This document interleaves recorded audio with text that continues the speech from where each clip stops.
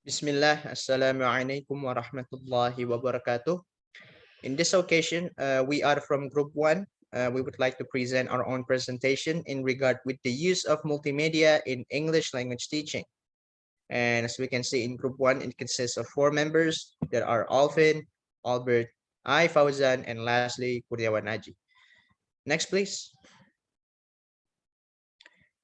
Now, as we can see, here are the table of the contents. So there are 3 sections that we are going to present. The first one is the definition of multimedia itself. The second one is about examples of the multimedia. And the third one is about the implementation of multimedia. And the first section will be elaborated by Aji. Okay, thank you very much, Fauzan. Now we move to definition of multimedia. As you can see in the PowerPoint, multimedia technology is here concerned with computer-based interactive software programs which enable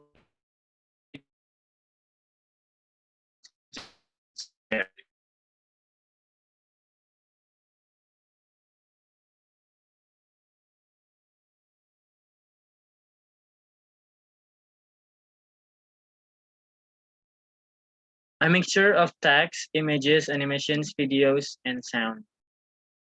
And multimedia tools are easily accessible and seem acceptable to language instructors as video, film, and computerized learning methodologies to include it in their lesson and assessment plans in order to make their teaching effective.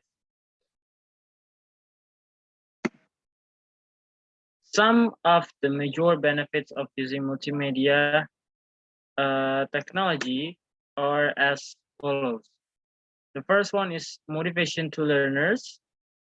In multimedia, technology now pushes students to learn English faster and more efficiently through audio, visual, and animation elements.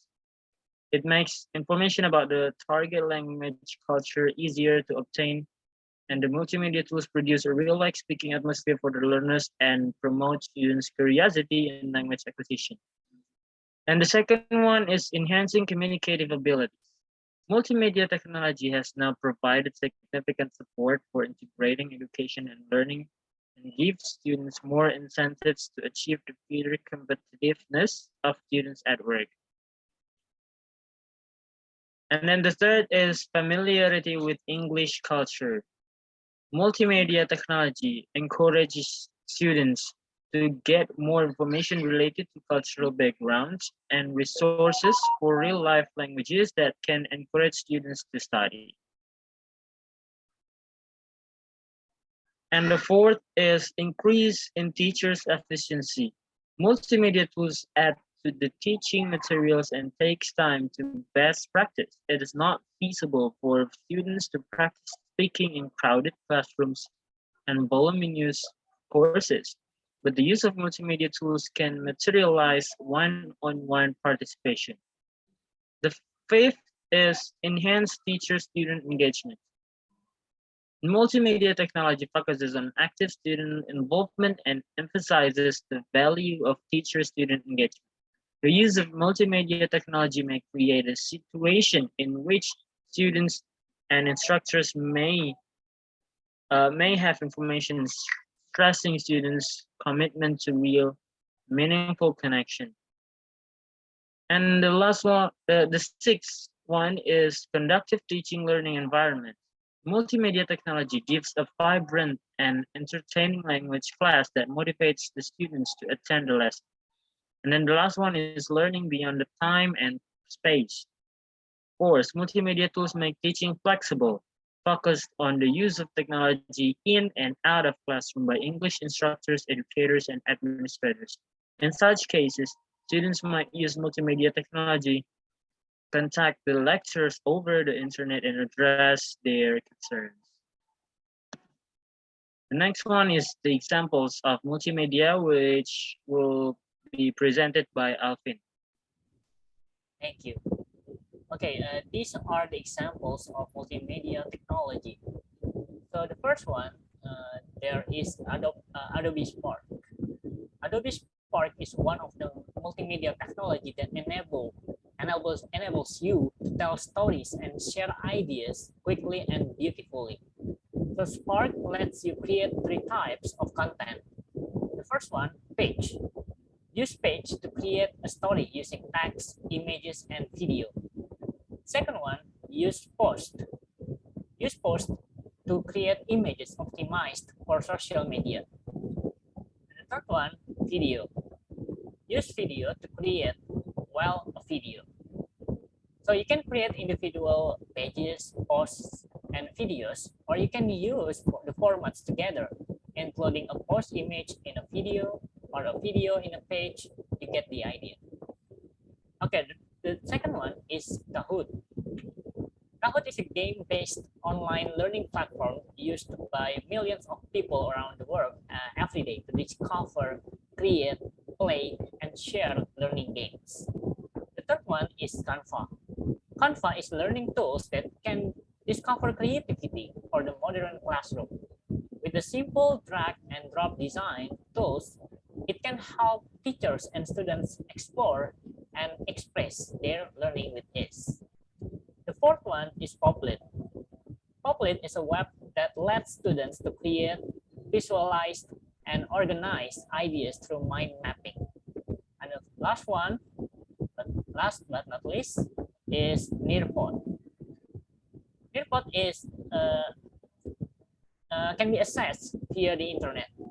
During the lecture, students can see their learning materials via a web browser or the free Nearpod app on their own electronic devices. Okay, the next slides will be presented by me again.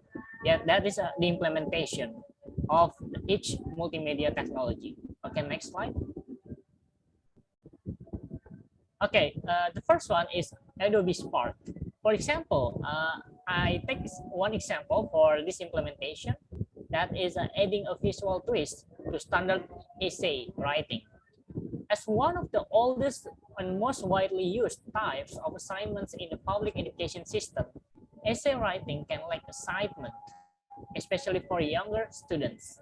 But there is no denying that writing an essay is an incredible exercise and an assessment tool. Students learn how to express their ideas clearly and confidently, while the teacher gets to see if they have actually done the readings.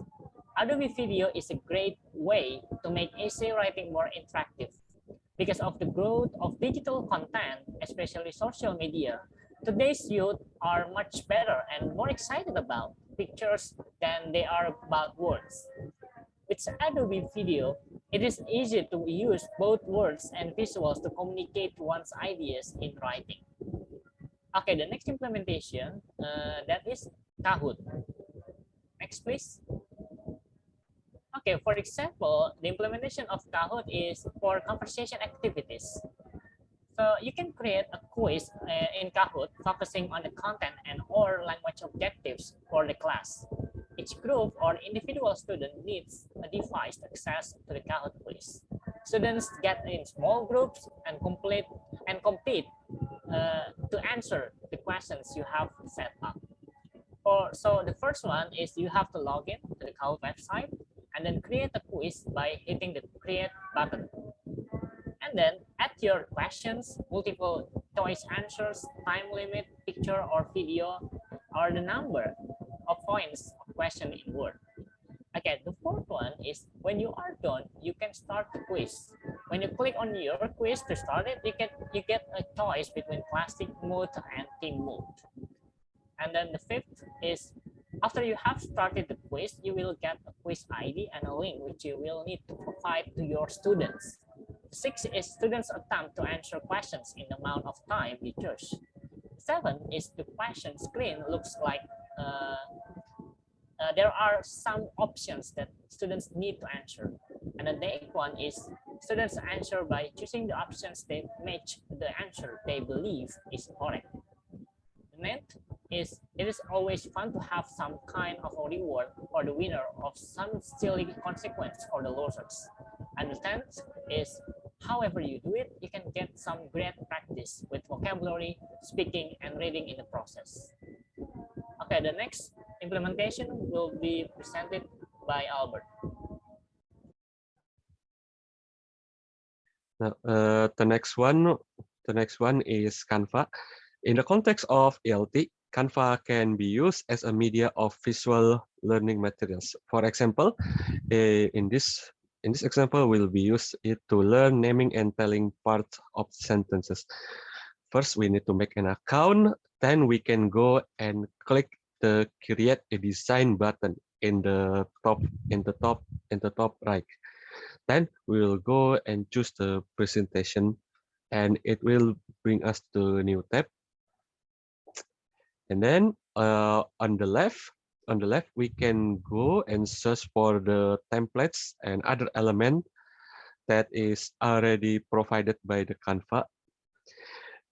So then we can insert our text to our presentation, also on the left side on the Canva. Then we can also duplicate and adjust the slides that we need, so we didn't need to work twice as much. The next part will be presented by Aji.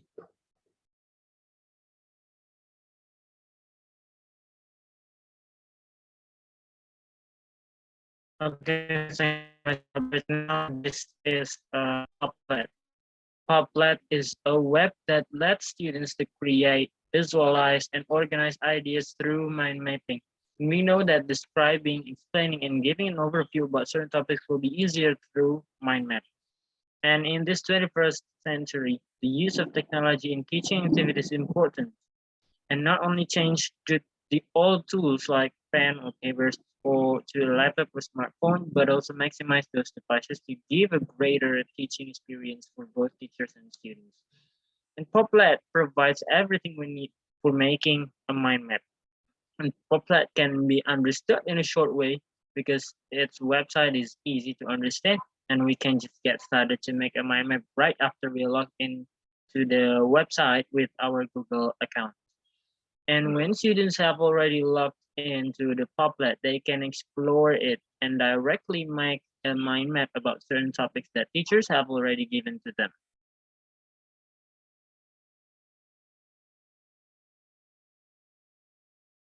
And Poplet will be very interesting because it is easy to use and provides us with amazing features that increase students' mind mapping experience. Okay, for next presentation is about Nearpod, which will be presented by Fauzan. Yes, thank you very much for the opportunity. So Nearpod itself, it is more of like a multi-platform e-learning. And in regard with the ELT, English language teaching, this app can be utilized for teachers to give the learning material in more interactive way. And on top of that, this app has their own section specified to English learner programs. It provides contents, tools, organizations, teachers need to that need to create daily differentiated learning experiences that maximize language acquisition for all learners.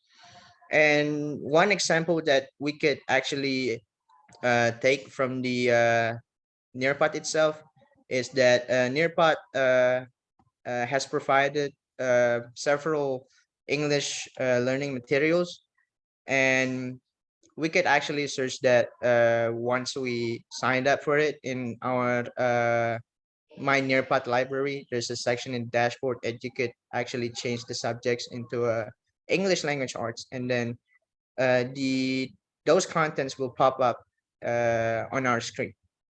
So one example that we can take is let's just say we take a English learning materials for 3 to 5 grade students about adverbs.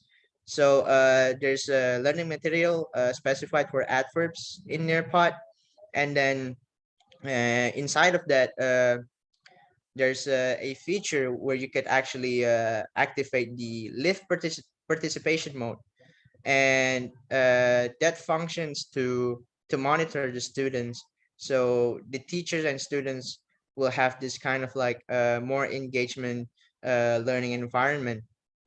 And inside of that material, it filled with this kind of sort of tables and with provided answers, and students need to locate those kind of answers, which part belongs to the certain columns. And I think it really strengthens students' critical thinking skills. And on top of that, there's also the instructions for students. So the students could actually perceive the learning material quite well before they work on those kind of tasks. And what makes it great about Nearpod is that in Nearpod itself, if we choose the teacher mode, we could actually monitor our own students of which students that would participate at that particular time. So we could actually like monitor the students pretty well. Next, please.